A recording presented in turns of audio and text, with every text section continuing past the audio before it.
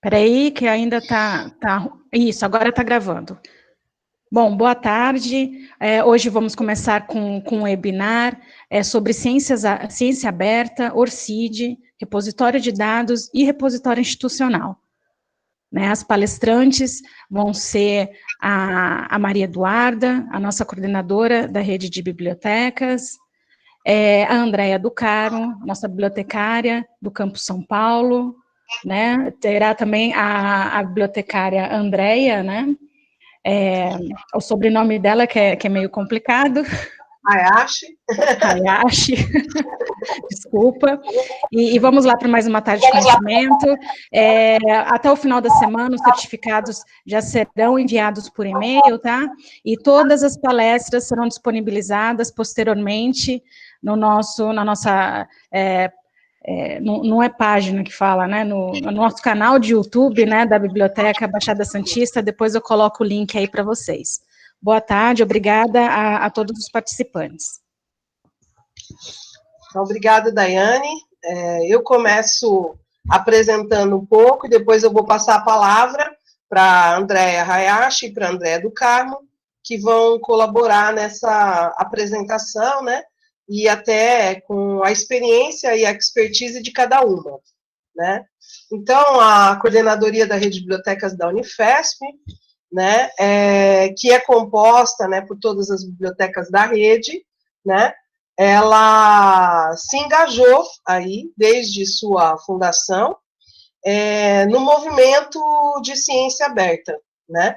Então, essa é a equipe, porque é importante a gente ilustrar que ninguém faz nada sozinho, né? E, no caso do movimento de ciência aberta, a gente precisa da expertise de muitas pessoas, né? Então, a gente agregou aí uma equipe, um grupo, importante, que traz aí suas experiências e conhecimentos, né, que tem feito com que tudo isso se desenvolva, né.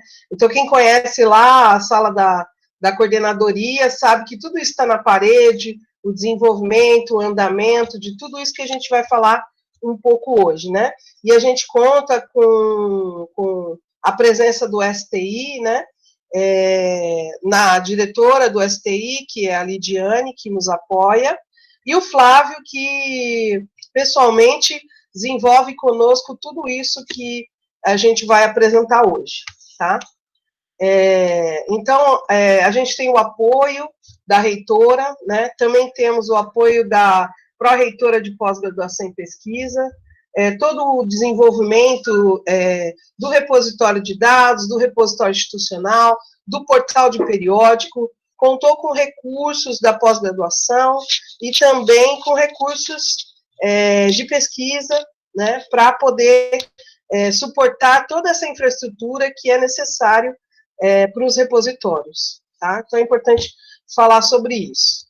E dentro desse projeto, né, de acesso aberto da Unifesp, então o movimento de acesso aberto da Unifesp conta aí com o repositório institucional, o repositório de dados de pesquisa, o portal de periódicos científicos, e a gente tem trabalhado aí com softwares que são de livre acesso, né? No caso do repositório institucional, a gente se utiliza do software DSpace, e no caso do repositório de dados de pesquisa, do Dataverse. Também para o portal de periódicos, um software aberto, que é o Open Journal System, né? Eu não vou falar tanto dos repositórios, porque cada um vai apresentar, porém eu vou falar um pouquinho da trajetória e do porquê de tudo isso, né? Então, a gente começa, o início, o princípio de tudo isso, nasce com o repositório institucional, né? Essa equipe, junto também com o Diogo e outras pessoas que passaram por esse momento de criação do repositório, né? A gente teve a presença de várias pessoas de todas as unidades da rede de bibliotecas, né? Começa o desenvolvimento do repositório institucional. Inclusive, nesse mês que se encerrou, nós escrevemos um capítulo de um livro, que vai estar aí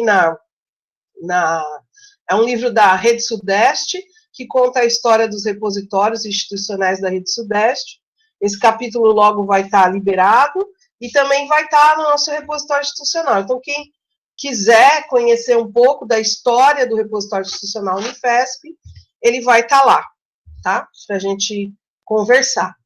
Então, a gente percebeu que a Unifesp estava fora desse movimento mundial de acesso aberto, que nada mais é do que tornar tudo público, toda a ciência que for desenvolvida, todo o processo intelectual, todo produto desenvolvido intelectualmente dentro das academias, ou seja, das universidades, tornar isso público de volta para o público de forma gratuita, né? Porque normalmente a gente publica artigos em revistas pagas, onde o pesquisador foi financiado com dinheiro público, e aquela pesquisa, para aquela mesma instituição que financiou o pesquisador, tem que pagar para poder ter acesso àquilo que foi construído e desenvolvido, pesquisado dentro da sua instituição.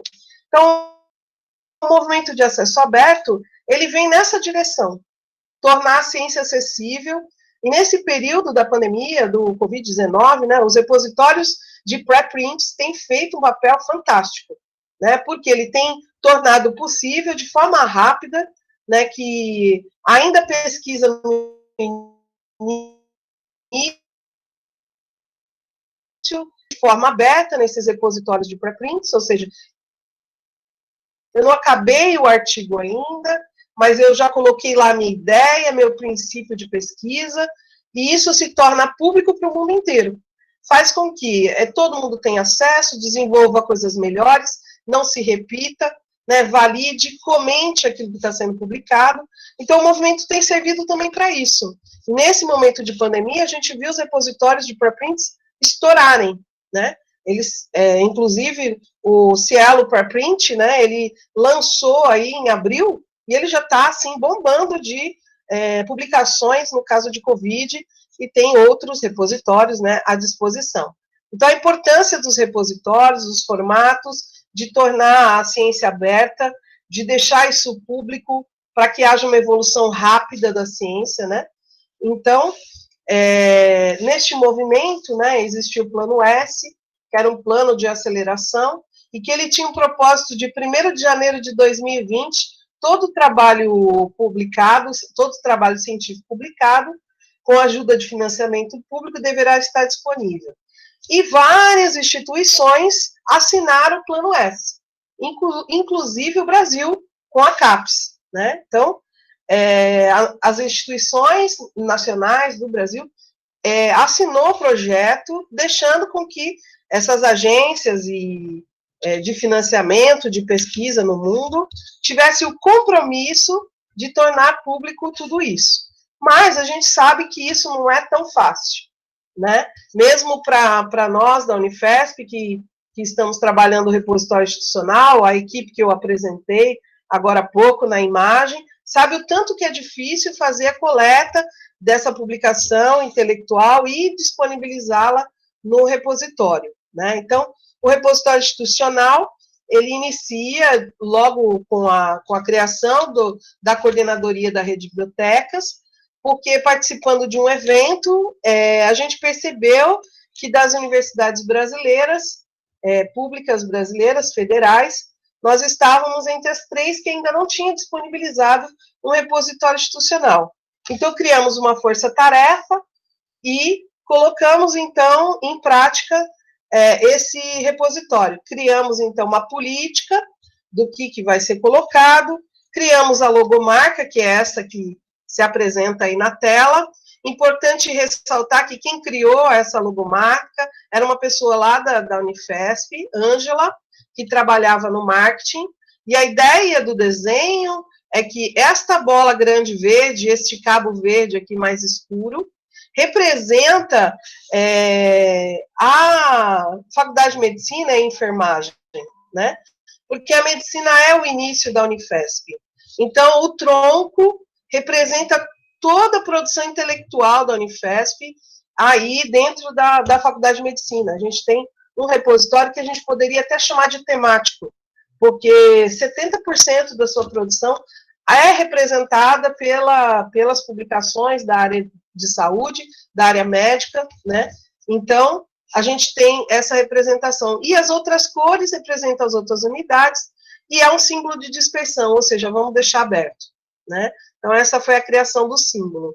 O repositório institucional, a Andrea deve apresentar, ele tem essa interface aberta para todos, né? É possível todo o material depositado aqui ser visualizado no mundo inteiro, né? Então, a divulgação, né, a disseminação dessa informação, hoje ela não fica como antigamente num catálogo da universidade, onde a pessoa precisava acessar esses catálogos, visualizar aquilo que era produzido, ir até a biblioteca, procurar aquela tese, aquele TCC, a dissertação, o artigo, né? Hoje, a gente entra no repositório e dá visibilidade para isso no mundo inteiro, né? Então, isso é importante. Então, o fato do repositório ele ser, na verdade, que as pessoas falam depositório, né? Onde as pessoas depositam toda a produção intelectual desenvolvida na universidade, e a gente acha que aqui a gente só vai depositar dissertações, teses, TCCs, artigos, né? Capítulos de livros, mas o repositório é para todo o desenvolvimento intelectual. Então, se houve o desenvolvimento de uma música, de uma pintura, de qualquer coisa, qualquer manifestação intelectual produzida quando aquele indivíduo, seja ele aluno, docente, o TAI, né, o técnico administrativo, no período de sua gestão dentro da universidade, ele possa depositar aqui. Ou seja, naquele momento ele produziu algo que pode ficar à disposição aqui na universidade, né? Inclusive os técnicos, né? Porque muitas vezes o docente ele sai da sala de aula, ele entra na gestão, ele publica menos, mas ele está produzindo todo o desenvolvimento. Então, ele depositar áudios, né? O repositório comporta tudo. E com isso a gente consegue ter uma visibilidade de tudo aquilo que é produzido aqui na instituição.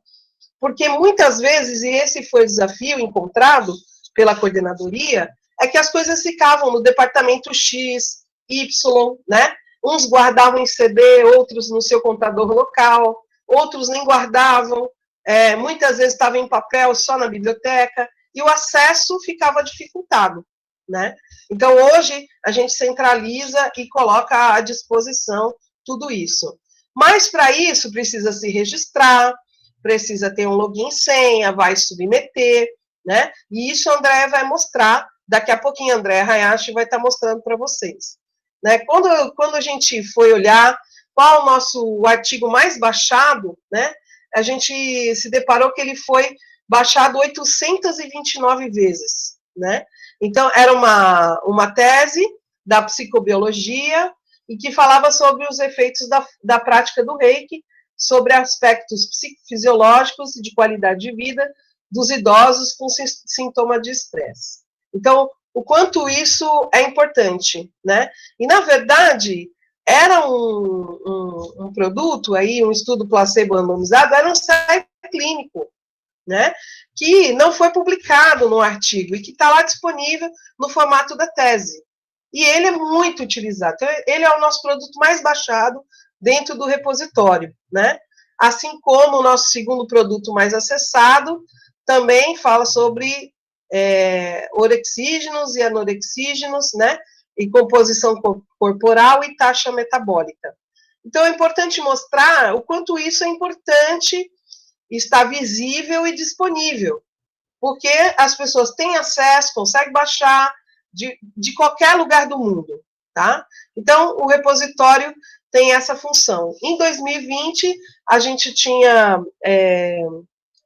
preparado, né, então foi aprovado na Câmara de Tecnologia da Informação e Comunicação da Unifesp, de que, a partir de 2020, haveria o depósito compulsório em formato digital das dissertações, teses e TCCs.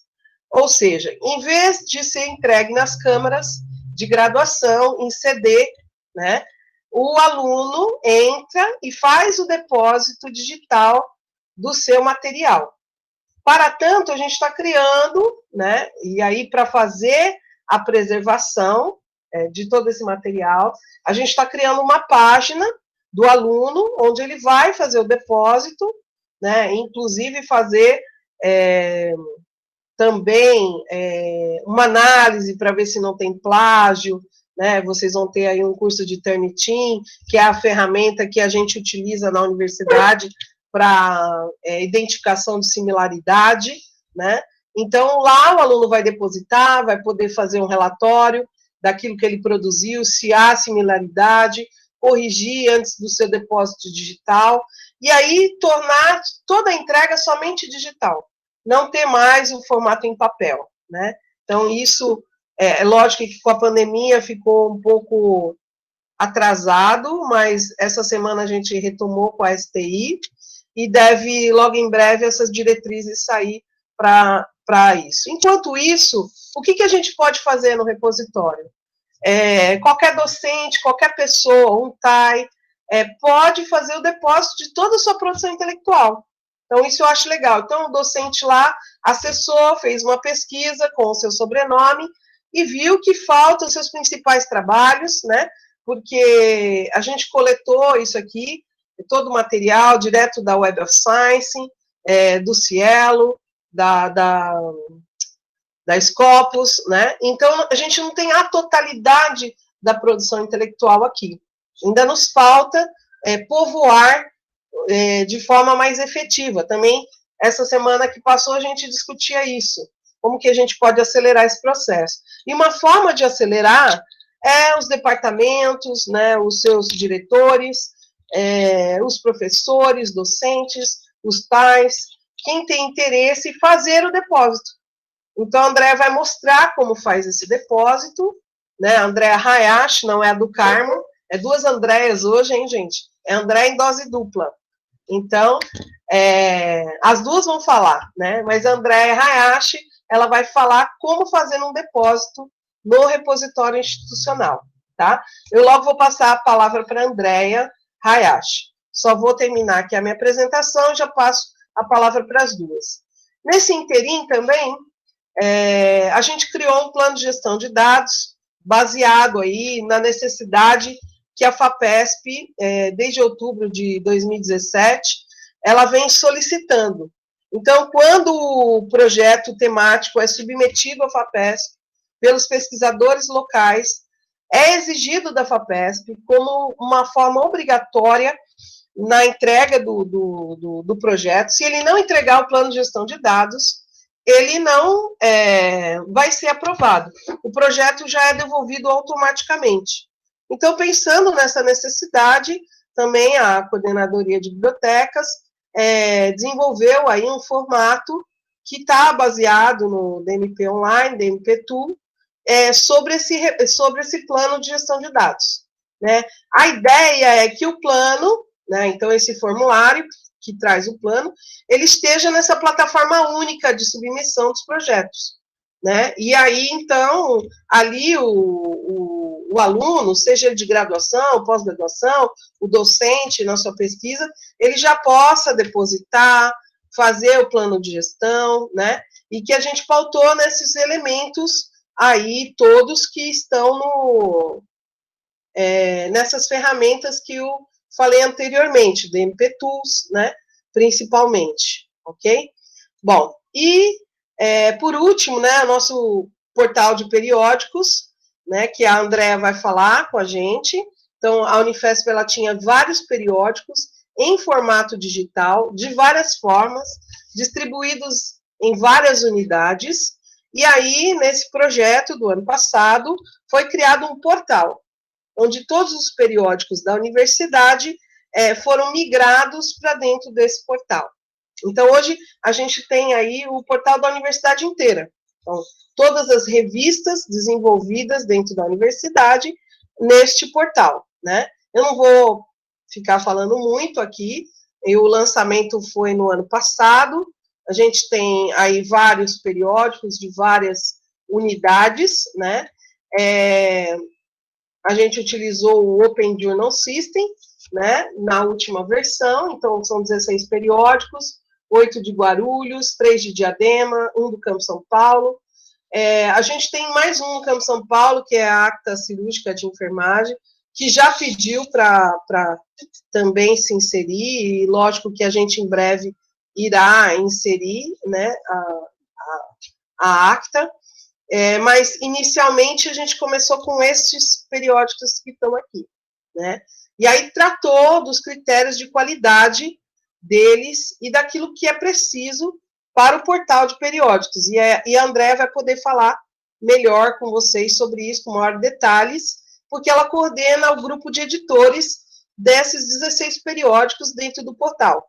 Então, ela faz esse trabalho, né, junto à coordenadoria, e principalmente junto aos editores, transformando essas revistas numa melhor qualidade, né?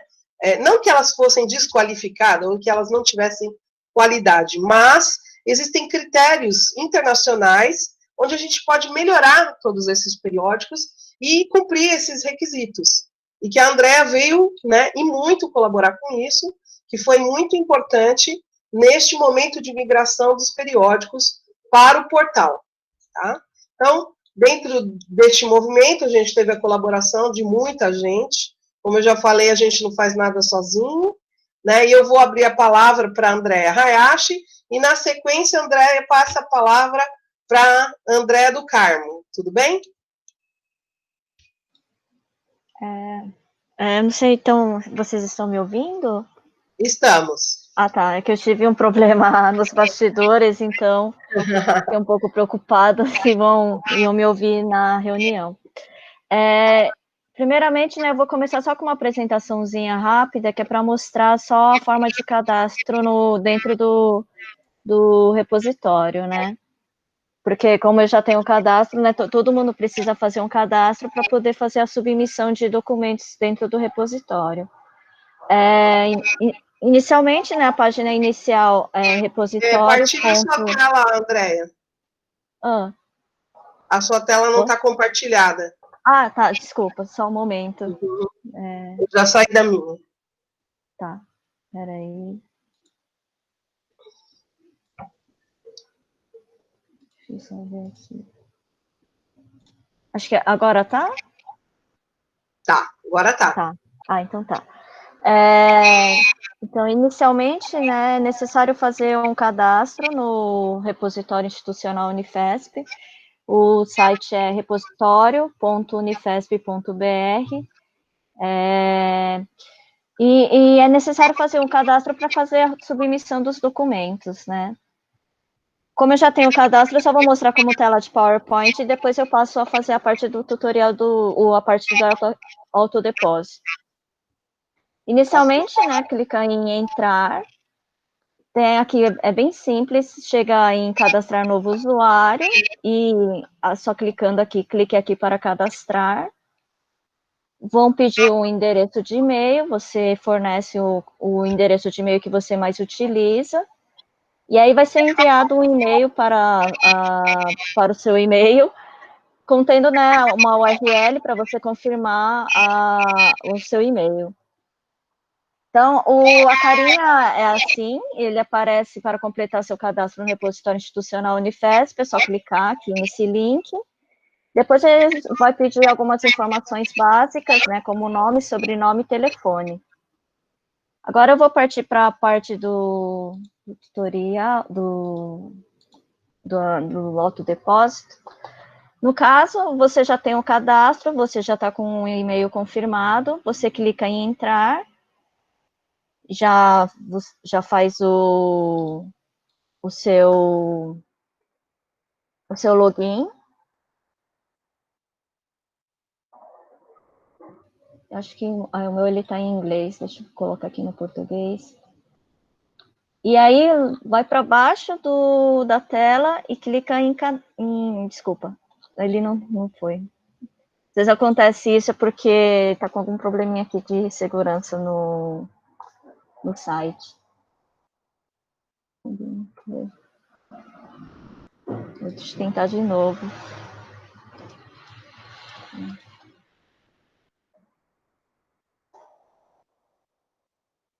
Então, agora foi.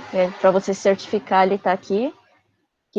você está logado no repositório institucional. Então, mais para baixo, você vem lá para baixo e você clica aqui nesse link Submissões.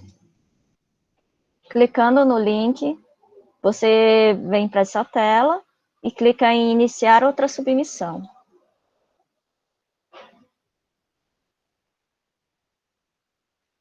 Ele demora um pouquinho, tá? Eu acho que ele acaba... depois você escolhe... Ai, desculpa, gente, eu acabei me logando com o outro usuário que é o usuário de administrador. Eu vou usar o usuário o usuário meu de usuário comum.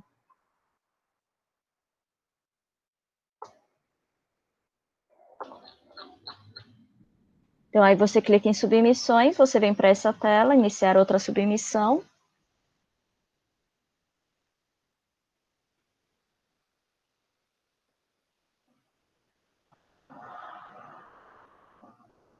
E espera um pouquinho.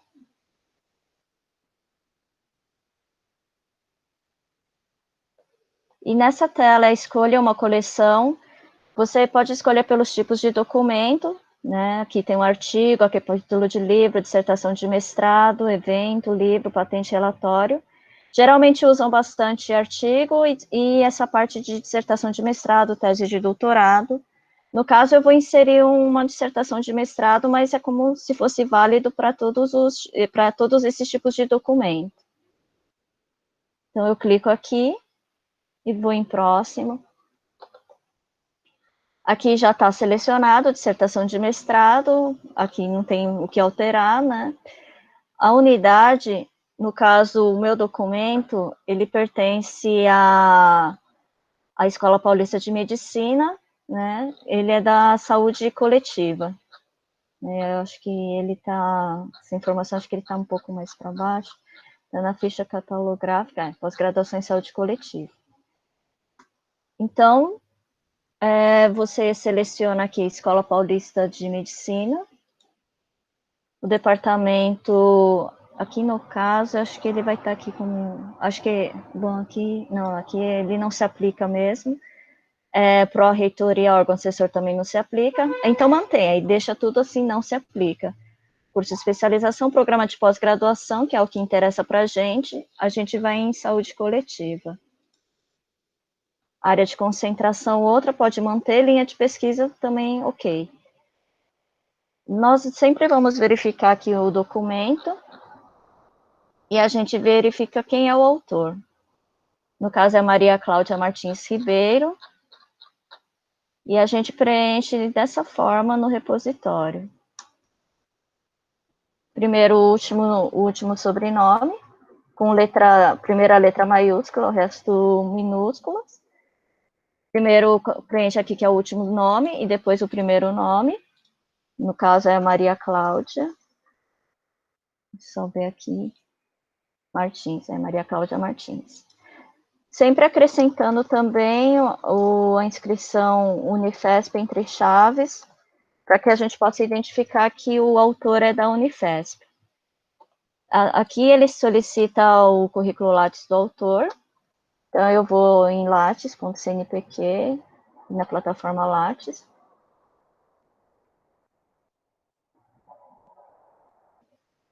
E clico aqui em buscar currículo.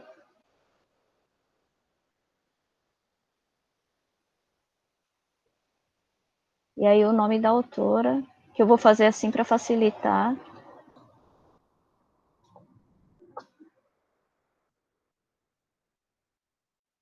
Tem de mais pesquisadores e em buscar.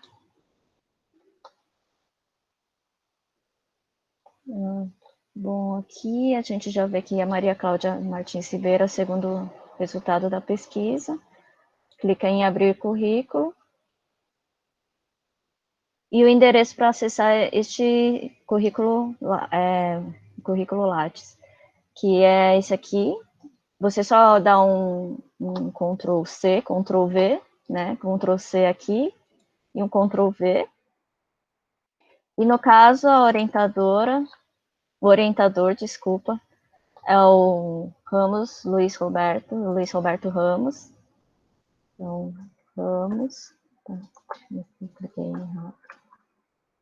Luiz Roberto. Também para identificar, coloca a inscrição Unifesp, entre chaves.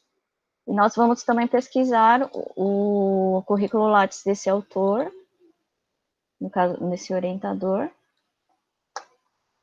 Luiz Roberto Ramos.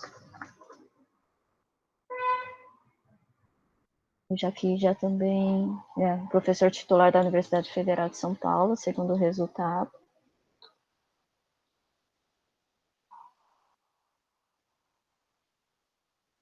E aí a gente copia também esse endereço. Deixa eu só clicar aqui. Ele está carregando ainda. Tá. Então,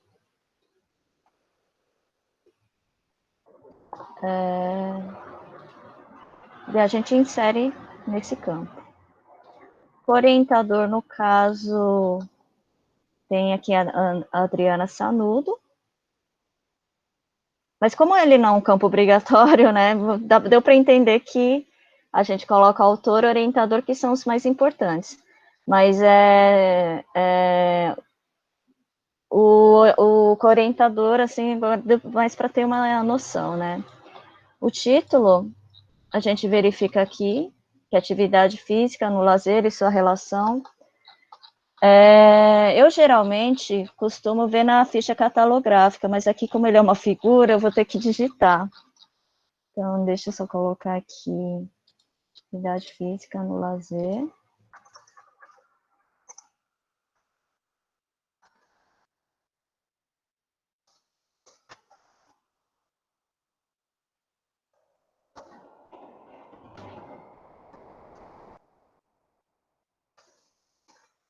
Só para não estender muito também, eu só vou colocar só uma parte, para vocês terem uma noção. E o título em outro idioma, geralmente você encontra nessa parte da ficha catalográfica. Deixa, tá bem assim, né? Tá bem difícil de enxergar. Também eu só vou colocar aqui o início. Time Physical Activity.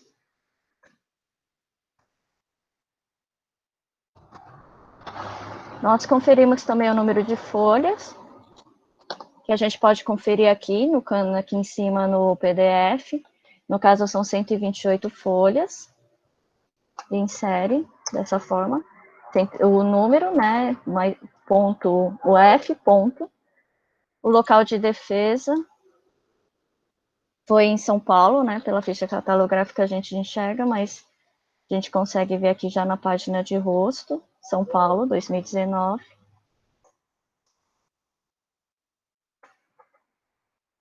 A data de defesa. Aqui, pelo menos, tem que inserir o ano de defesa. Não necessariamente precisa colocar o mês e o dia. O resumo, a gente pode dar um Ctrl F, escrever resumo, que aí ele já aparece. E é só a gente copia, né? Dá um Ctrl C também aqui.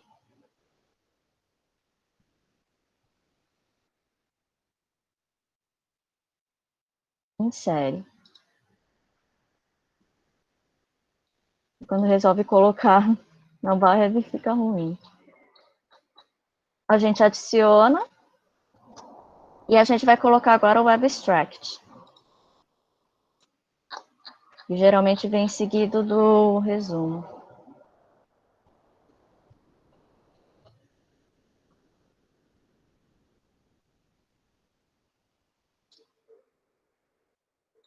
Aqui, também a gente clica em adicionar. As palavras-chave, aqui você tem que inserir cada palavra-chave separadamente, né? Como aqui ele está separado por ponto e vírgula, mas uma forma que eu costumo usar é copiar tudo e depois ir recortando e colando.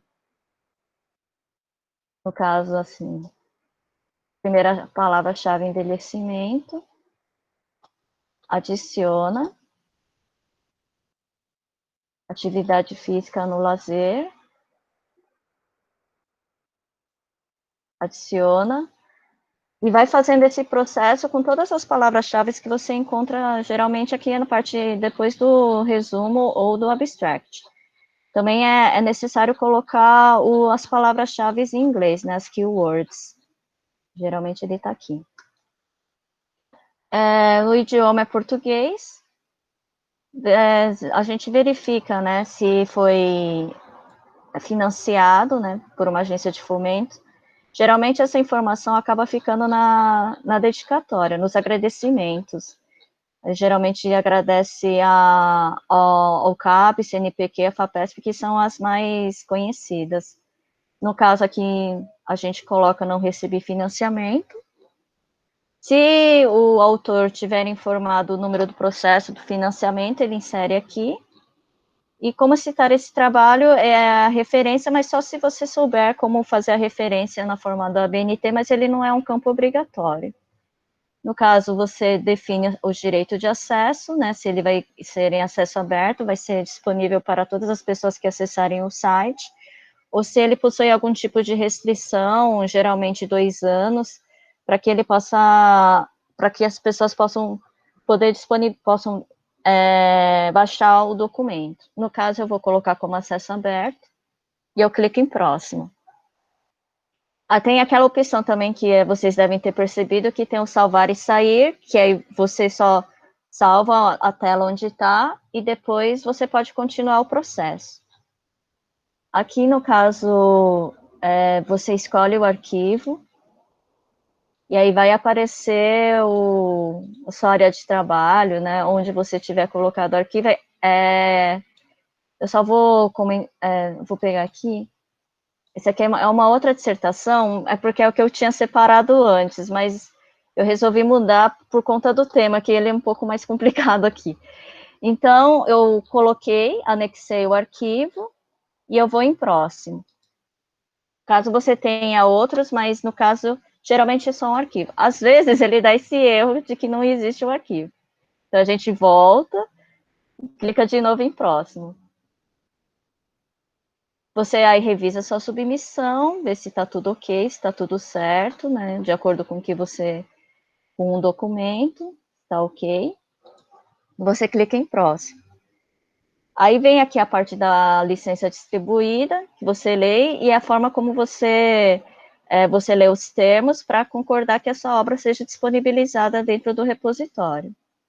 Clica em concedo a licença, caso você não clique, a obra não será depositada, e você clica apenas assim, em submissão completa, e espera um pouco.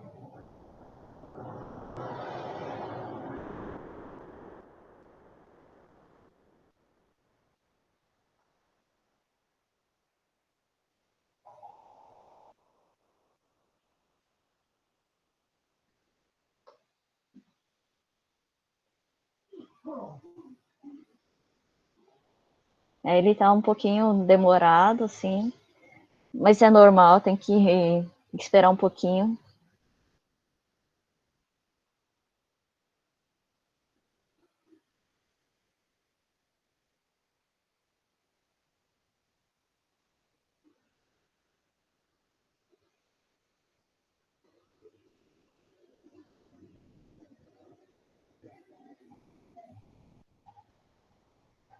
Eu não sei, né, se de repente vocês têm alguma dúvida, acho que talvez seja o momento para tirar alguma dúvida, porque acho que vai demorar aqui um pouquinho. Agora foi. Então, ele vem aqui, submissão completa. Se você tiver algum outro item para depositar no repositório, é só clicar em submeter outro item. Depois que vem aquela tela, ele começa, né, novo processo. Depois que aparece a tela de submissão completa, você também você aguarda até a revisão do bibliotecário, que ele vai homologar, e depois ele passa a ser visível no repositório institucional Unifesp. Então, depois ele aparece aqui, a carinha dele vai estar aqui, e é isso. Só vou mostrar porque, na verdade, esse documento já estava no de repositório, E depois da revisão do bibliotecário, ele fica assim. Bom, e é isso. Essa aqui foi a minha apresentação. E eu não sei se existem dúvidas antes de eu passar para a Andréia do Carmo. Oi, Andréia. Sim, tem pergunta, Andréia. Alguma das dúvidas que estavam, que a Mirella fez uma dúvida enquanto ao prazo, o Diogo respondeu. Tá. Deveria ser imediato após a correção, as devidas correções da banca e tudo mais, você pode fazer o depósito, tá? Mas isso depende muito de cada departamento também, porque tem a ver com a publicação do artigo também, então tem enquanto essas restrições, a Cristina Nord tem uma dúvida. Cristina, se você quiser abrir o áudio para conversar, não tem problema. Boa tarde. Obrigado pela apresentação, Andréia. A minha dúvida é a seguinte, eu sempre quis entender isso aí para poder fazer, né, e vi essa oportunidade. Muito obrigada a todos vocês por essa disponibilidade. A minha dúvida é o seguinte, Andréia, por exemplo, eu tenho um aluno de mestrado que defendeu, abriu a dele, colocou... Eu também preciso fazer a mesma coisa, ou o fato dele ter colocado isso vai para a minha conta também, do repositório? Ele já aparece como também atribuído também à professora, né? No caso, só precisa ser o depósito do aluno, e como ele já vai colocar o orientador, no caso, o seu nome, ele já vai constar também no repositório. Tanto que, quando você clica aqui, tem a parte de autores, ele tem toda uma relação dos autores e tal, você pode pesquisar. Vou colocar o Ribeiro Cláudia.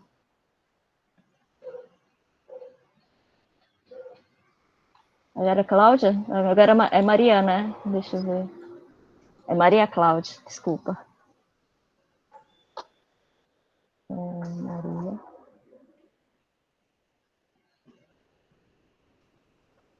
Maria Cláudia Martins. Tanto que ele está aqui e ele aparece. Então, ele já vai estar atribuído também a você também. Obrigada. Imagina. Imagina. Então, acho que não tem outras dúvidas, né? Acho que eu posso passar para a Andréia do Carmo, né? Eu só queria mostrar aqui na página do repositório, não sei, está compartilhando a minha tela? Não, deixa eu interromper aqui o meu. Tá. Pode compartilhar a sua.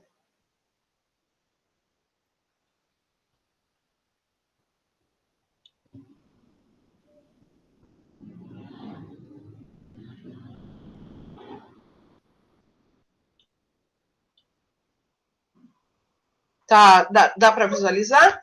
Sim.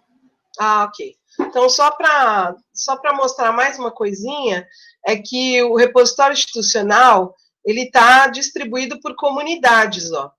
Então, tá, comunidades no DSpace, Unifesp, né? Então, a totalidade é de 49.225 produções intelectuais. Então, se eu clico em Unifesp, ó, a gente consegue visualizar as comunidades a qual todo esse material está distribuído, né? Então, Escola de Filosofia, Letras, Ciências Humanas, tem 950 trabalhos. A Escola Paulista de Enfermagem, 1.592. E a Escola Paulista de Medicina, 14.000, né? A gente tem lá o Instituto de Ciência e Tecnologia, Ciências Ambientais, Químicas e Farmacêuticas, Instituto do Mar, ou seja, eu também consigo, né, a pergunta lá da professora, é visualizar pelas comunidades. Então, se eu clico no Instituto do Mar, eu visualizo aquilo que está depositado para os Ciências do Mar, ó. Então, o departamento tem 89 publicações, e o programa de pós-graduação em biodiversidade marinha e costeira tem 10 publicações. Eu posso chegar e olhar a produção desta comunidade, né? Ó, e são dissertações de mestrado, tá? E aí ela fica distribuída, então, pelas coleções que estão disponíveis lá dentro. Então, no caso da pergunta da professora, se é uma dissertação de mestrado, está lá o autor, que é o próprio aluno que defendeu, mas também vai aparecer aqui na comunidade como uma produção intelectual que também a professora orientou, tá? É só isso. Agora eu deixo a Andréa falar. Eu não sei, acho que agora pode passar para a Andréia, né? Para a Andréia do Carmo. Muitas Andréias, né? Agora é do Carmo. Tudo bom? Agora abri o áudio, eu vou compartilhar aqui a minha tela também, para a gente conversar um pouco sobre os periódicos. Vou apresentar aqui, fazer uma apresentação. Todo mundo está vendo aqui? Vocês estão vendo o meu PowerPoint? Sim. Espero que tá. Então, vamos lá. Vou falar principalmente dos projetos, né? O principal projeto do qual eu estou inserida, que é o repositório de revistas, tá? Mas antes da gente começar, eu queria contextualizar tudo isso, que são a premissa de ciência aberta. A gente tem que entender um pouco qual o movimento, né, que o mundo está passando. Então, está tendo uma transformação que ela não vem de agora, ela vem de bastante tempo, com muita reflexão, com muita discussão, com muito estudo, e claro, há um aumento exponencial de tudo. Então, antes a gente olhava muito uma produção de um determinado país, né, ou continente, como a Europa, e hoje a gente tem que começar a olhar, né, fora disso, fora desse contexto. Então, a ciência aberta, ela tem, claro, um crescimento exponencial de dados, ela tem hoje, que a gente fala, uma disponibilidade tecnológica. A Eduarda deu muita ênfase aos programas que a Unifesp tem adotado para adotar tudo isso. Então, são programas livres que estão lá, tem uma comunidade enorme estudando sobre isso. Também houve um aumento de uma população científica, né? Então, a gente antes só lia de um determinado país, hoje a gente vai ter que olhar muito mais para o Oriente, principalmente China, né? Que tem aí uma demanda enorme, né, de novos cientistas, uma demanda pública para uma ciência melhor. Então, veja hoje o Covid, né? Ela está exigindo que a ciência, ela mostre, né, o que a gente pode fazer, o que é mais eficiente, dentro, claro, do que é possível, do que é realizável. E há uma cobrança também, enorme, né, por uma transparência e essa capacidade de mostrar a ciência da forma mais íntegra possível. Nós temos desafios sociais que vão enormes. Hoje, até com a pandemia, isso se mostra muito evidente, e contribuir, né, e que essa contribuição científica, ela não só afete a economia, mas também as políticas públicas e sociais. Então, isso é a premissa. Quando a gente fala de ciência aberta e tudo que está se passando, a gente precisa definir um pouco o que é ciência aberta. Então, a ciência aberta aqui, pela Fundação Foster, que é uma fundação internacional sobre ciência, ela define que a prática de ciência é uma forma que os outros podem colaborar, eles podem contribuir com os dados, com notas, com qualquer documento que você permita, né, que esteja disponível livremente, publicamente, né, e condições que possam ser reutilizáveis, né, e isso faz com que a gente tenha uma melhoria aí, né, contínua de ciência. Quando eu falo de ciência aberta, né, que é este contexto aqui pequenininho, veja quanta coisa existe, né, dentro dessa taxonomia que a própria Fundação Foster fez. Ela fala muito, né, que existe, então, a ciência aberta, e dentro da ciência aberta, as rotas abertas, dentro tem dados abertos, repositórios de pesquisa aberto, né, definições de ciência aberto, né, avaliação em métricas. Então, ele fala que existem uma série de diversidades, que quando a gente fala sobre ciência aberta, e quando a gente faz o leque, mostra, né, como é que é a estrutura de tudo isso é muito maior. Então, quando a gente fala de ciência, um dos itens é o acesso aberto. E esse acesso aberto é uma definição muito clara, que é a literatura científica revisada por pares. Então, quando eu falo que estou em ciência aberta, ela tem que ter essa característica, ela deve ter sido revisada por pares, tá? E está disponível na internet, sem barreira financeira, tá? Ou legais, ou técnicas, que permitem que qualquer pessoa faça isso aqui. Leia abaixo, copie, distribua, imprima, pesquisa, eu referencio o texto integral desses artigos, né? E possa ser indexá-los, reintroduzindo os dados em softwares ou com qualquer outro fim. Ou seja, o acesso aberto permite que eu consiga ler um conteúdo que foi bem avaliado pelos pares e consiga refazê-lo, e claro, sempre citando a fonte original, tá? Quando eu falo de acesso aberto, eu tenho que entender um pouco de vias, tá? Então, são duas grandes vias do acesso.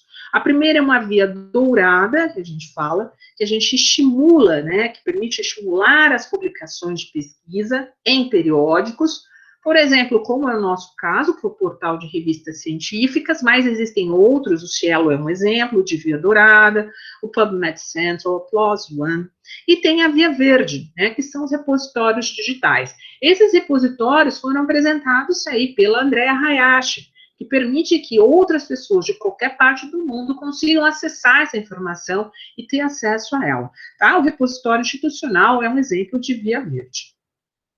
Quando a gente fala de por que isso tudo é importante, né, um dos objetivos maiores de ciência é o compartilhamento, é compartilhar essa informação que você tem, tá? E compartilhar requer reproduzir e verificar, né, disponibilizar publicamente o que a gente tem, permitir que as outras façam novas perguntas, ou seja, estimular esse caminho inovatório e levar um avanço ao estado da pesquisa, tá? A Eduarda mostrou para vocês que também a Unifesp tem um repositório, na verdade são 3 grandes repositórios, e um deles é o de acesso de dados, tá? Uma revista científica atual, ela precisa claramente ter isso na instrução de autores, como é que ela quer os dados, como é que ela quer que o autor apresente a informação de dados, né? Então, as grandes revistas, PLOS ONE, Wiley, Elsevier, a grande parte, ela escreve na sua instrução de como ela inclui tudo isso, como é que você apresenta tudo isso, tá? Então, quando a gente fala de mostrar essa investigação, mostrar os dados, que além do conhecimento, além do que você escreveu, é porque a gente quer assegurar mesmo que o processo científico ele é transparente, tá? Independente daquilo que você fez. E a gente também quer que acelere o processo científico, acelere o processo da pesquisa, evitando aí uma série de problemas que é a duplicação dessa informação, tá? O dado, a gente parte de um princípio, que é o FINER, deve ser acessível, findável, interpretável, reutilizável e citado, tá? Então, quando eu falo para o compartilhamento dos dados, eu trabalho a primeira guarda, né, que é preservação e armazenamento. O segundo é o compartilhamento, como é que eu vou acessar, como é que eu vou encontrar e como eu vou citar essa informação. Depois, como eu vou reutilizá-lo, né? Ele é compreensível, ele é confiável, ele é reprodutível, ele é reusável. Ou seja, é a minha preocupação com a informação de dados. Então, aí, ó, a Unifesp tem esses 3 grandes projetos, então, o repositório institucional, que foi apresentado pela Andrea, repositório de dados, que foi apresentado pela apresentação inicial da Eduarda, e eu vou apresentar para vocês o de periódicos científicos, que está nesse endereço aqui, tá? O portal, ele teve uma missão, gente, de realmente congregar as várias revistas científicas que estavam, né, esparramadas nas várias unidades da Unifesp. Então, com isso, a gente quis criar o portal para promover a transparência e a melhoria do conhecimento científico, mostrando, falando assim, olha, a gente está preocupado com todas as grandes considerações sobre isso.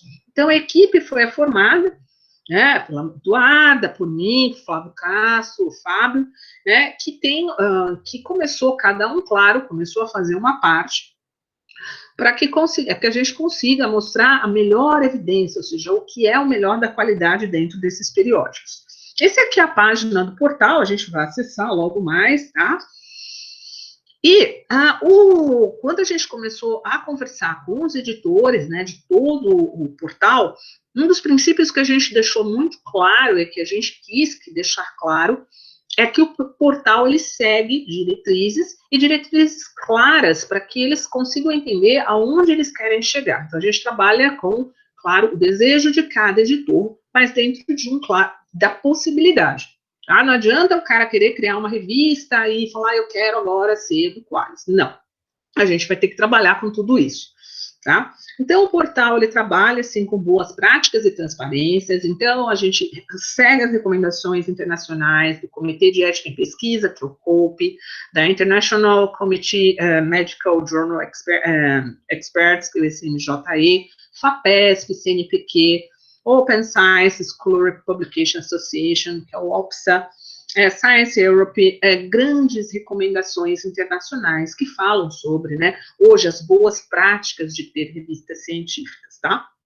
A plataforma que nós usamos, adotada, né, para todo o portal, e mesmo para o desenvolvimento de novas revistas, a gente usa o Open Journal System, porque hoje uma revista científica, sem uma plataforma, sem um gerenciador, fica muito difícil você mostrar transparência, tá? Então, esse é um software de acesso livre que permite que você faça a gestão do seu periódico, toda ele. E essa plataforma tecnológica, ela também permite que integrar com outras plataformas, o que a gente fala que ela é interoperar, né? Então, você consegue, né, colocar os dados no Google, participar de grandes projetos como o Oasis, bases de dados nacionais e internacionais, ou seja, para um processo maior, quero que a minha revista seja indexada, a plataforma, ela tem um impacto muito grande, tá? Nós também trabalhamos muito a gente tentou verificar junto aos editores qual seria a melhor licença de compartilhamento dos conteúdos, tá? Então, o editor, ele tem a total liberdade de como ele tem uma revista de acesso aberto, escolher uma licença que melhor entenda, melhor reflita aquilo que ele está fazendo dentro da revista, tá? O que nós damos de orientação é que ele siga uma licença maior, que é a CC BY, né, que permite que qualquer um possa reutilizar o material, mesmo para fins comerciais, mas, né, ao pessoa reutilizar, copiar, citar esse conteúdo, ele cite a fonte e o autor de origem da onde foi publicado este material, tá? Sobre os direitos autorais. Então, quando a gente fala do portal da Unifesp, a gente está falando sobre segurança, então todo o arquivamento dos conteúdos ficam dentro dos servidores da Unifesp, isso quer dizer que evita que os editores antigos e os novos tenham que pagar por um servidor fora da instituição. Governança, tá? O editor tem total independência sobre fazer a gestão do periódico dele, né, uma disponibilização quanto aos formatos, ou quanto às formas, tá? E a gente está garantindo aqui que é a interoperabilidade, ou seja, permitir que os conteúdos que antes ficavam, né, não divulgados, agora sejam disparados por várias outras fontes de informação, tá? Quando a gente fala de credibilidade desses periódicos, a gente está falando que a gente está obedecendo a um critério internacional bem grande. Então, a gente quer saber aonde está hospedado, qual a declaração de escopo, o que é único, o que foi diferenciado para essas revistas, né?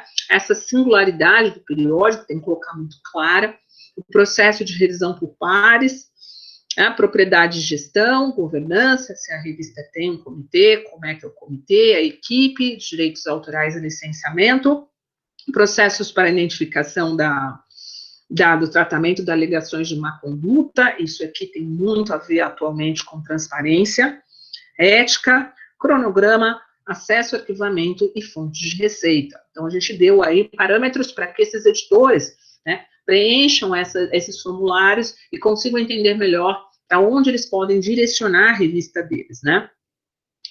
Quando a gente fala de revista científica, a gente olha muito esses dois pontos, que é qualidade e prestígio. Então, todo mundo, quando vai lá, né, analisar um instrumento, que é vai lá na plataforma do Qualis e verifique qual é, de acordo com a sua área, qual é a designação dessa revista. Quando a revista é um A1, quer dizer que ela tem qualidade, prestígio, e todo mundo quer publicar numa A1, né, o que fica muito difícil, né? Quando a gente fala de qualidade e prestígio, a gente tem que entender, né, como é que a gente pode oferecer para as revistas que estão armazenadas dentro da instituição tudo isso, né? Então, a primeira coisa que também foi oferecido, além da indexação, é colocar DOI em todos os artigos. Então, as revistas que foram selecionadas no primeiro plano, que já estavam, todas elas têm DOI. Também hoje é muito fundamental que todos tenham o ORCID, que é o identificador digital dos autores, tá? Para que esses arquivos, esses dados, eles sejam incluídos em qualquer lugar, em qualquer fonte, tá? Quando a gente fala também, né, de prestígio e qualidade, a gente analisa indicadores de produção científica. Então, para uma revista muito importante, a gente analisar as citações recebidas, né? Como é que essa revista ela tem uma projeção, uma aceitação por outros, por um grupo de pesquisadores ou pela sociedade. Por isso que a gente analisa muito esses indicadores, e as boas práticas editoriais também são fundamentais. Como é que ela trabalha com os direitos, como é que é o processo de licenciamento, como é que a revista, ela inclui informações que vão além, né, das habituais. Então, as revistas brasileiras, elas pecam demais por falta de informação, não pelo excesso, porque acabam, muitas das conversas que a gente teve com os editores, é que o usuário não lê a informação. Independente se o usuário lê ou não, a informação, ela deve estar lá dentro da revista. Tá? Ela deve estar clara. Num primeiro momento, né, antes de iniciar mesmo, a gente estava iniciando a conversa com os editores e tudo, a ideia que surgiu da Eduarda foi pegar o plano de desenvolvimento editorial, que é do Ciel, que eles estavam fazendo, e aplicar nas revistas, né, do portal, para a gente saber quais seriam os pontos a serem melhorados dentro dessa revista. Então, esse instrumento tem 6 dimensões. Ele fala sobre a institucionalidade do periódico, a singularidade do periódico, a sustentabilidade econômica dele, adesão às boas práticas, evolução e projeto futuro, visibilidade e impacto desse periódico e metas editoriais relacionadas à preservação, aumento da visibilidade e do impacto acadêmico, tá? O que foi muito interessante, né, em toda essa apresentação que foi feita, é que todas as revistas tinham falhas em algumas dimensões. Então, isso foi muito importante, e a gente, claro, insistiu para que esses editores lessem as grandes recomendações para ter periódicos e começar a falar, bom, a gente vai ter um portal, a gente vai ter que seguir estamos seguindo uma recomendação, mas aonde vocês querem chegar, né? Porque isso é importante, a gente tem que entender aonde o editor pretende chegar. Então, foi um aprendizado muito grande, não só meu, mas como dos editores também, e de mostrar que existe aí um caminho longo a percorrer. E vou mostrar aqui o portal para vocês. Vocês estão vendo o portal agora? Sim, o portal aqui tem revistas, né? Atualmente a gente tem um pool de revistas de várias áreas, né? Várias áreas do conhecimento, mas a gente tem um número muito maior de revistas de Guarulhos, que é a área de humanidades.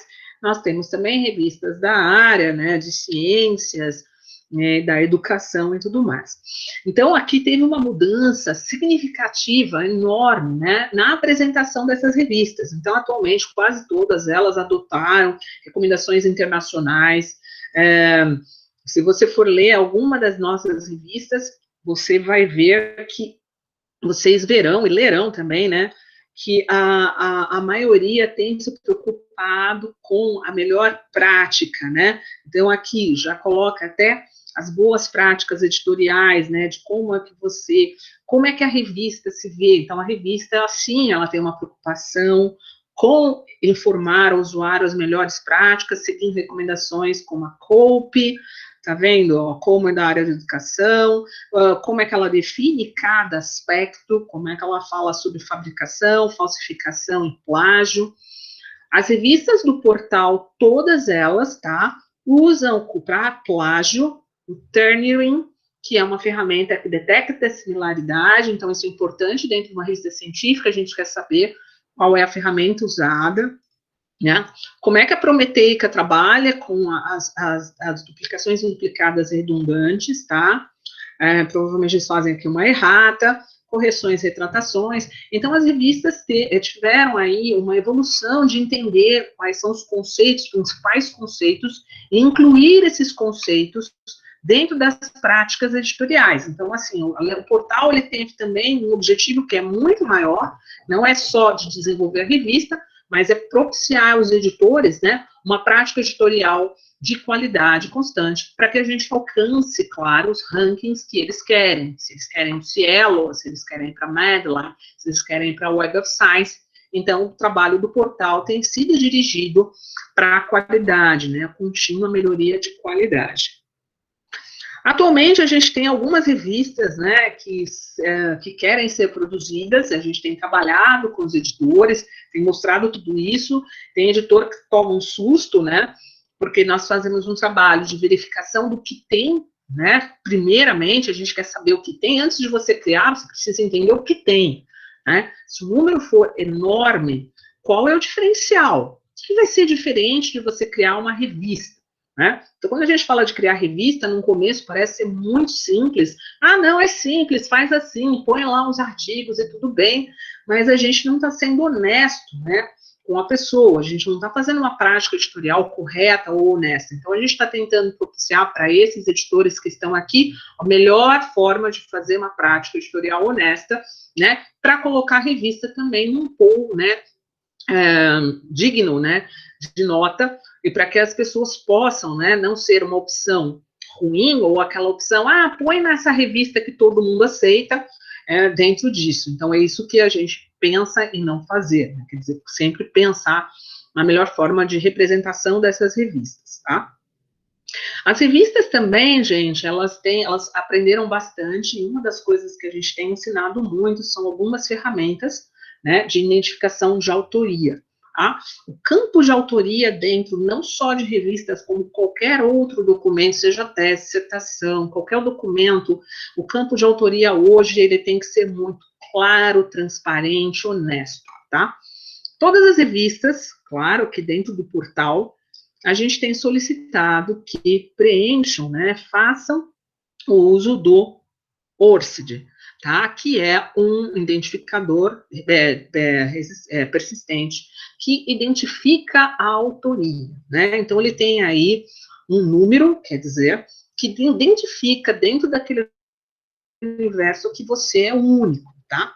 Sistemas de informação, a gente tem um problema enorme com os homônimos, a gente tem uma diversidade de homônimos, e os sistemas, a gente acaba fazendo isso à mão, né? Quando entra um nome diferente, a gente vai lá e fala, mas a entrada correta é esse, e eu coloco lá no item secundário, que o nome é outra coisa. Então, o ORCID, ele tem a criar, né, o objetivo foi criar uma identificação única dentro do sistema, então você permitindo tirar desambiguidade de nomes, homônimos e tudo mais, divulgar, né, o que você faz dentro da plataforma, né, e permitir que as outras agências também usem essa informação. Então, quer dizer, permitir que outros agentes, aí a CAPES, aí tem outros agências internacionais usem. Então, quem fez, claro, algum projeto internacional, teve que preencher o ORCID, mas não pode ser um ORCID de qualquer jeito, tem que ser um ORCID bem preenchido, tá?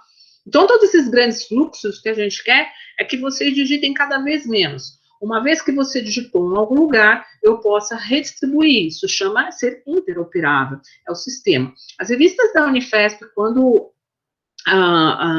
o autor, né, entra em acesso com registro ORCID, após, né, que esse artigo passa pelo processo e ele é aprovado, o autor não precisa alimentar lá no ORCID que aquele artigo foi incluído, automaticamente ele é alimentado lá dentro. Então, essa interoperação, ela é fundamental para que vocês entendam, né, o objetivo da ferramenta, tá? A ferramenta, ela trabalha realmente isso. Eu tenho nomes que são homônimos, então, quer dizer, a ambiguidade variável, tá? Então, eu tenho, e o ORCID permite que eu tenha uma integração, ou seja, tem um perfil único dentro do sistema. Atualmente, a gente tem aí mais de 3 milhões de artigos científicos, de 25 a 40 milhões de revistas científicas no mundo, é muita coisa. Então, imagina o número de trabalhos científicos que são produzidos por ano, é um número muito alto. Isso faz com que a gente tenha que ter sistemas que permitam identificar e recuperar de uma forma mais fácil, né, aquilo que você está fazendo, tá? Atualmente, aí são dados de 2018, mas não tem problema. A grande parte de revistas, isso inclui também as revistas que estão dentro lá do portal de periódicos, mais de 4.500 periódicos solicitam, né, o Wordsit, ou seja, a gente pede para usar o Wordsit, tá? Como é que vocês veem o Wordsit dentro, né? Como é que funciona isso dentro do periódico? Desde o periódico, tá? Aqui o nome do autor já vem aqui embaixo, né, com o Wordsit, se eu quiser, né, ler, eu estou lendo esse artigo e quero verificar quais são os outros artigos, quais são os outros trabalhos produzidos por esse autor, basta eu clicar aqui, né, no Wordsit, por isso que é importante preencher corretamente, tá? Então, aí a gente tem um número exponencial, muita gente no mundo, todo mundo no mundo usa. Aí tem gente que falou assim, por que a gente não conseguiu integrar o nosso Lattes? Veja bem, precisa existir aí, para a integração, uma linguagem comum, ou seja, por trás, todo mundo tem que falar de um jeito que eu consiga fazer a troca da informação, tá? O Wordsit, então, ele é um registro que conecta, tá, os vários sistemas, tá? Então, ele é um identificador formado por 16 dígitos, que permite que o autor tenha aí uma forma, né, de se conectar globalmente com mais de uma pessoa. Então, ele é um hub, tá? Então, quando você tem o Wordsit ativo, bem feito, ele funciona como um hub para esses profissionais, tá?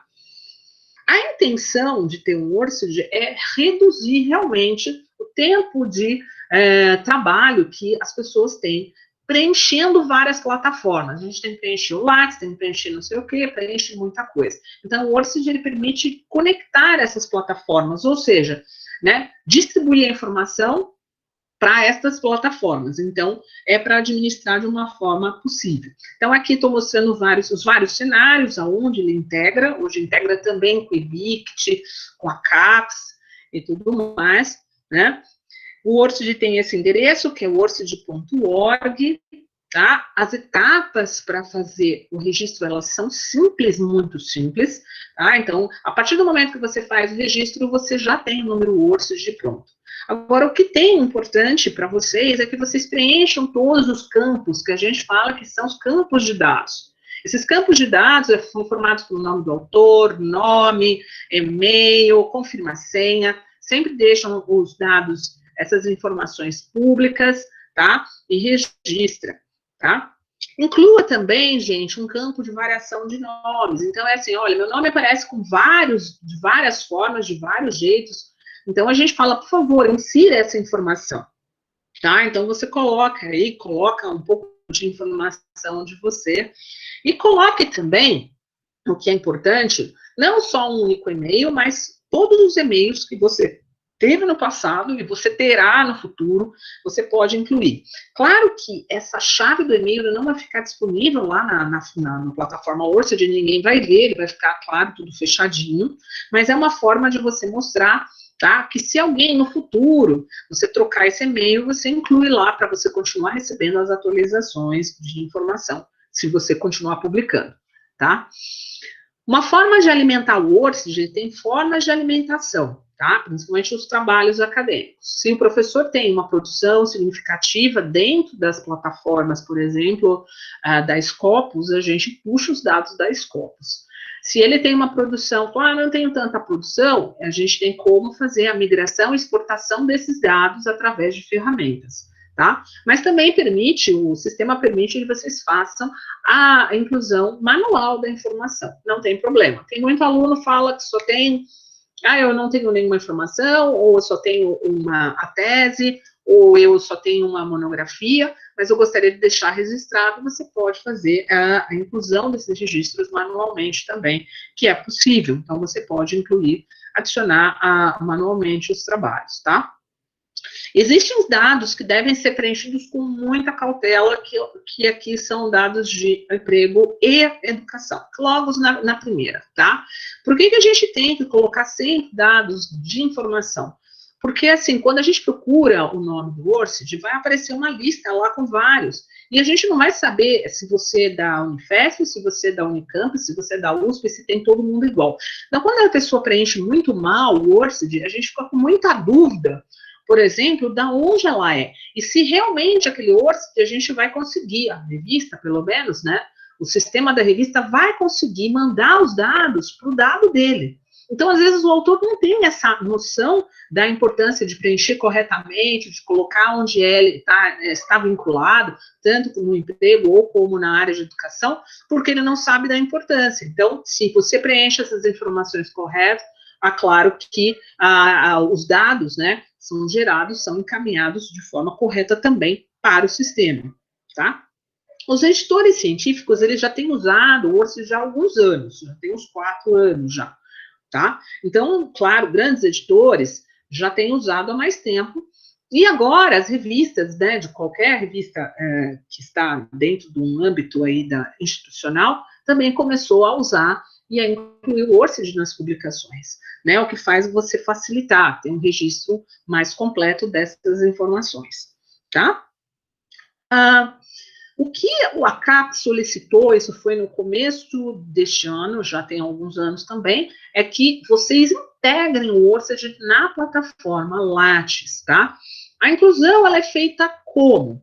Simples, basta você acessar a sua plataforma, né? Então, você vai colocar lá o seu número de CPF ou e-mail, a sua senha, e vai aqui, nesses dados gerais, né? Que é a inclusão, dados de identificação.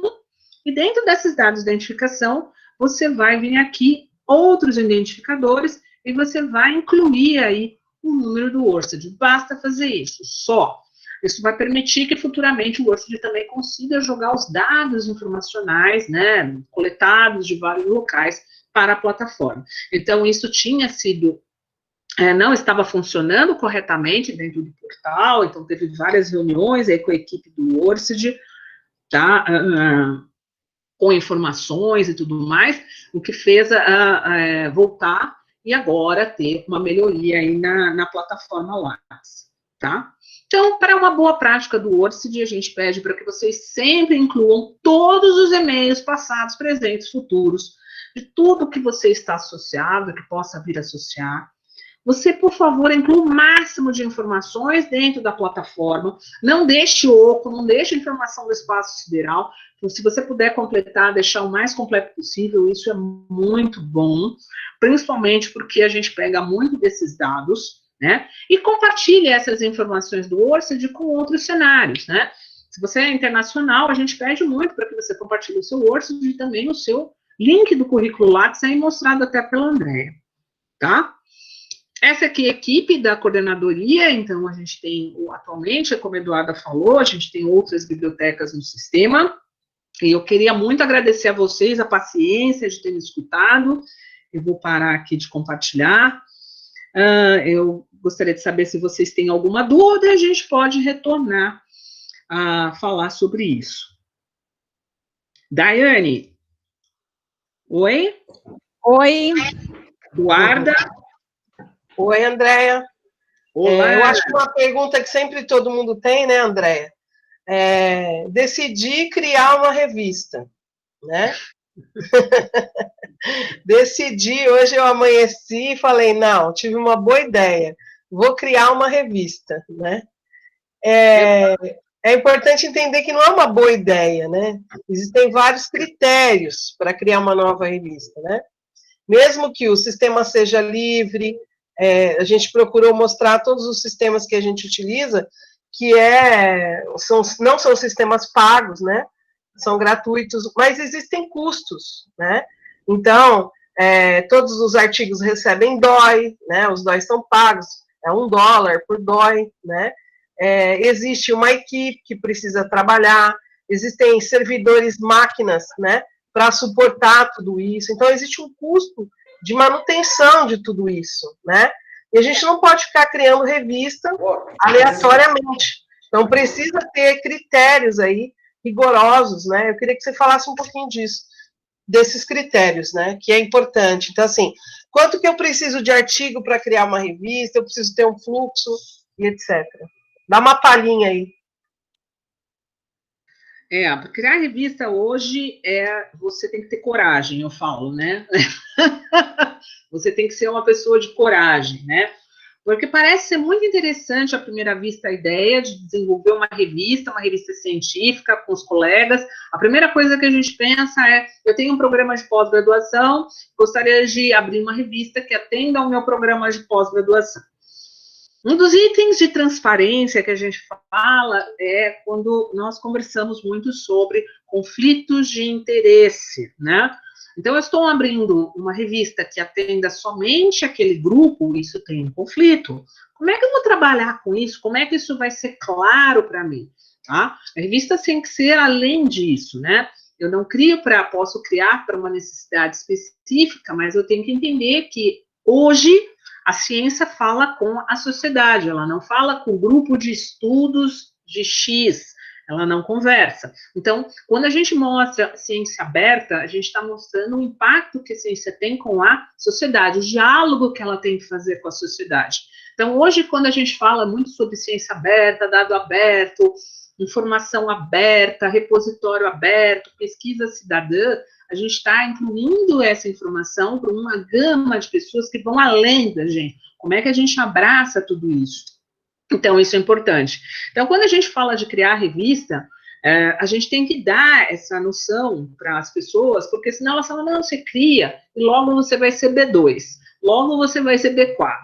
Então, a preocupação muito é como é que eu vou perpetuar, tá? Então, quando a gente inicia, né, na área de humanidades, eu falo se eles têm um banco de artigos. Então, a gente fala assim, a gente tem que passar no mínimo 3 anos a revista, né? Se você vai criar uma revista, tem que ter no mínimo 3 anos. Para a revista de humanidades, em um ano, no mínimo, eu tenho que ter 20 artigos. Isso seja, se eu tenho que ter um banco, eu tenho que ter 40. Eu tenho que ter 20 que eu posso publicar e 20 que eu tenho que guardar para um outro ano. Isso é muito complicado, por quê? Porque você vai sempre solicitando, né? Não dá para ser do jeito que a gente gostaria, né? De tornar a audiência pública e chamar as pessoas para contribuir de uma forma mais simples, como as revistas são. Então, a gente fala muito isso, e aí eles tomam um susto, porque falam assim, nossa, a gente não pensava nisso, como é que você vai pensar em criar, né? As solicitações atuais, né, para criar uma revista de ciência aberta, né, de dado aberto, de fluxo aberto, a Eduarda colocou um ponto muito importante, são os custos, né? Por quê? Porque eu tenho que ter um analista que sempre faça a atualização desses sistemas. No nosso caso, nós temos o Flávio, que é o responsável de gerenciar toda essa parte de sistemas, né? Então, faz a atualização da página, ele baixa os plugins que eu peço, ele baixa tudo que eu peço, e se não funciona, eu fico reclamando, aí a gente tenta reorganizar. Então, não é um trabalho solitário, mas não é um trabalho de uma via de uma única massa, né? Então, a gente precisa de uma série de critérios. Então, quando eu falo do preço de uma revista, né, por mês, a pessoa cai dura. Eu falei, gente, uma revista por mês custa R$120 mil. Se você for incluir pagamento, se você for incluir todas as despesas operacionais que essa revista dá. Então, a gente fala, olha, se você for criar, crie com a equipe mais eclética possível, crie com uma missão que seja interessante, e crie porque você viu que realmente, dentro da sua área, dentro do aspecto, nós não temos. Ela é única, ela vai ser exclusiva, que isso fica mais fácil a gente conversar com os vários cenários que nós temos que conversar, né? Então, exemplo, as revistas que nós conversamos, tem muitos editores, eles colocaram uma parte muito clara do que eles querem chegar, isso foi muito bom para a gente, né? Mas tem editores que já falaram que querem ir para o Cielo, então a gente já tem 2 revistas do Cielo, uma revista indexada, né, na Web of Science, na Scopus, e está indo para o Cielo. Então, a proposta do portal não é ter e deixar confortável, é realmente a gente estimular que ele vá para outros cenários, e esses cenários ele possa ser confrontado, olha, você precisa melhorar isso. Então, é uma contínua melhoria da qualidade. Tá? Então, a gente fala, olha, tem certeza que você quer criar mesmo? E aí, o nosso maior desafio é este, né? Como é que a gente vai criar tudo isso dentro desse aspecto e como ela vai ser perpetuada, né? A gente não quer que ele crie algo que daqui a 2 anos morre porque não tem artigo, ou quando tem é só do grupo X, isso não tem como. né? Então, essa é uma preocupação dentro do portal, né? Será que tem mais alguma? Eu acho que é importante também eles perceberem que quando a revista cobra pela publicação, né, na verdade ela está em acesso aberto, e o que você está pagando não é que você está pagando para publicar. Acho que isso é importante deixar claro, né? Você está pagando esse custo que eu acabei de dizer. Não é porque ela está em livre acesso que ela não tem um gasto, né? Então ela tem um gasto. Então as APCs, elas são o pagamento da manutenção desse artigo, dessa revista em acesso aberto, que hoje ela não vende mais em papel, uma assinatura, né? E ela deixa público para todos, mas existe um custo. Então, muitas revistas, até nacionais, mesmo em acesso aberto, né, ela cobra, então, essa taxa, e isso não significa que seu artigo será publicado. Isso passará por um peer review, que avaliará a qualidade, né, isso que a gente precisa entender. E não adianta a gente, porque a gente não consegue passar em outros, a gente começa a criar revistas onde os meus artigos vão entrar, né? Então, isso tem os repositórios de preprints, tem outros lugares onde a gente pode colocar esses artigos, né? Nesses formatos não tão rígidos que as revistas exigem, né? E hoje, assim, para finalizar, eu não sei se tem mais pergunta, é que a gente tem que entender que hoje o portal dessas revistas é da universidade. E essas revistas representam tudo aquilo que está sendo desenvolvido intelectualmente dentro da universidade. Então, eu não posso fazer uma qualquer coisa. A Universidade Federal, ela tem, né, como é que eu posso dizer, um respeito, né, por tudo aquilo que é produzido lá dentro, como ciência. Então, eu não posso abrir uma qualquer revista e falar uma qualquer coisa, ainda que o sistema que a gente utiliza é gratuito, né? Então, acho que era só isso que eu queria fechar, né? E ótimo, né? Aconselho que todos que nos ouviram e que nos ouvirão façam ORCID, né? ORCID, ORCID, cada um fala de um jeito, né? ORCID, qualquer um, desde que você faça, e como a Andréa, né, sempre fala, tem que ser, não pode ser oco, né, Andréa? Tem que ser cheio, né? Preencha lá todo o seu ORCID, porque um dia você vai publicar, e as revistas hoje pedem que você tenha um registro. Então, é um CPF das suas publicações, né? Vamos fazer aí o ORCID, né? A Débora tem uma dúvida, interessante. A Débora, ela foi assim, que ela tem uma dúvida, minha dúvida é se o pesquisador está bem respaldado em alimentar e manter atualizado somente o ORCID. Débora, o ORCID é como se fosse um currículo mesmo, tá? Então, sim, ele tem respaldo de incluir a informação. Se ele vai colocar uma informação lá errada, bom, o Lattes tem um monte de informação errada de currículo de pessoas, a gente sabe disso. Não tem como avaliar a qualidade desses dados que estão lá também, né? Mas, assim, o ORCID não é semelhante às plataformas como o ResearchGate ou o ResearcherID. O ResearcherID não existe mais, tá? Ele já tem um ano que ele foi descontinuado. O pessoal da Clarivate Analytics, que era responsável pelo ResearcherID, eles resolveram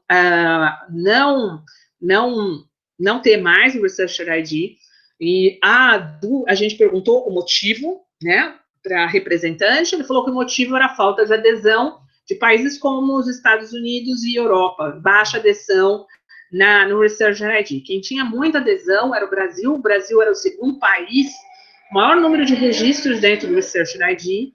O ResearcherID migrou para o Publons, tá? Então, foi para o Publons. Então, hoje, quem tinha conta no ResearcherID, hoje tem que ter uma conta no Publons, que é uma outra ferramenta, tá? O ResearchGate é uma ferramenta como se fosse um Facebook. Então, quer dizer, você encontra outros profissionais, outros docentes da área, através dessa rede, tá? O objetivo é fazer com que você faça conexões, encontre informações, tá? O ResearchGate aí teve um problema muito sério com o Elsevier por causa dos direitos autorais. As pessoas acabavam colocando os artigos lá, e artigos que não eram de open access, não eram de livre acesso, mas elas distribuíam esses artigos para atender uma demanda solicitada. Isso causou um problemão. Então, a gente, assim, tem o ResearchGate, é muito útil, importante, você encontra aí um universo enorme de pessoas, tá, que possam colaborar com a pesquisa, ou que você deseja colaborar, mas o ResearchGate tem um outro objetivo. O objetivo é que você faça as relações mais sociais. O Worcid, o objetivo dele é que ele inclua as informações nas plataformas que a gente fala que são as credenciadas. Então, preenchendo lá, você vai ter. Se eu vou para uma revista que pede o Worcid, se o meu preenchimento do Worcid estiver certo, com tudo lá, e o seu artigo for aprovado, né, você não precisa mais alimentar o Worcid, a revista vai encaminhar diretamente o dado para o Worcid, mas antes disso, você vai receber um e-mail confirmando, tá, que esse dado está indo lá para o Worcid. Então, você só confirma com um clique. Então, isso quer dizer o quê? Que você não vai precisar ficar preenchendo vários lugares ao mesmo tempo. Essa é uma preocupação muito grande das pessoas, tá? Se eu vou ter que preencher toda vez uma informação. Não, o Worcid tem essa função. Então, a partir do momento que eu jogo lá dentro a informação e ela fica lá registrada de uma forma que já veio do editor ou já veio de um outro lugar. Por isso que é importante, tá? O Worcid não é igual ao Lattes. Ele é parecido com o Lattes. Porque conseguimos jogar todos os nossos trabalhos, participação de palestras e tudo mais. O Worcid comporta tudo isso? Sim, ele comporta, Melissa. Ele comporta, mas você inclui o que você acha interessante, tá? O Lattes, a gente tem uma obrigação, porque a gente tem que passar esses dados para as autoridades em haver. O Worcid não. A gente vai incluir o que a gente acha mais importante, tá? Por favor, me inclua na lista. Ok, a Daiane vai incluir você, viu, Márcio? Aqui, ó, Márcia. Vai incluir todo mundo. A Anice Dantas está falando que foi ótimo o encontro. O seu currículo para o mundo já que o Lattes não trabalha, a gente não tem uma interface que consiga trabalhar. Então, exemplo, o Lattes é muito bom, é internacional no território nacional, só o Brasil não entende. Saiu do Brasil, quem entende Lattes? Se você for analisar as plataformas internacionais, todos têm Worcid, todos, tá? Se você for fazer um projeto internacional, ele vai exigir que você tenha o Worcid. Por isso que a gente fala, é um currículo que você tem que preencher da melhor forma possível, incluindo o máximo de informações, tá? Bom, acho que de dúvidas eu acredito. Será que tem mais alguma? Acredito que não. Eduarda, quer finalizar? Não, para mim tá ok. Quero agradecer, Andréia, para você, quero agradecer a Hayashi, né, de ter abrilhantado a apresentação aí hoje, né, complementado de forma tão efetiva, e quero agradecer a Daiane pela organização dos webinários, está sendo muito, muito bom, porque como vai ficar gravado, todo mundo vai poder rever e ter acesso, e entender um pouco isso, que a gente tentou muitas vezes fazer maratona nas unidades, explicar isso, né, e é difícil quando a gente marca para ir numa unidade, a gente tem um público, o resto não vê, e agora, de alguma forma, vai ficar aí disponível para todo mundo, né, acessar, entender um pouquinho, e lógico, se tiver dúvidas e maiores detalhes, né, lembrando que a rede de bibliotecas tem sempre alguém na unidade responsável para auxiliar nos repositórios, ajudar a pessoa a colocar seus primeiros trabalhos, né, no caso os docentes aí, pode procurar, cada unidade tem lá alguém já habilitado a depositar no repositório, e ainda assim, não encontrando, pode contactar a CRBU, que a gente também vai dar esse suporte, tá? Obrigada, Andréia, obrigada, Daiane, fique em casa, o negócio está feio, né? O bicho está muito, muito multiplicado aí.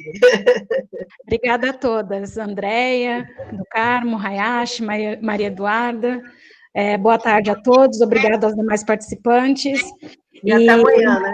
Isso, até amanhã, e mais tarde eu já deixo no YouTube essa gravação, e a lista de de presença, com os certificados, até amanhã eu disponibilizo, tá? Muito obrigada a todos. Obrigado, gente. Obrigado, tchau. Obrigado, tchau.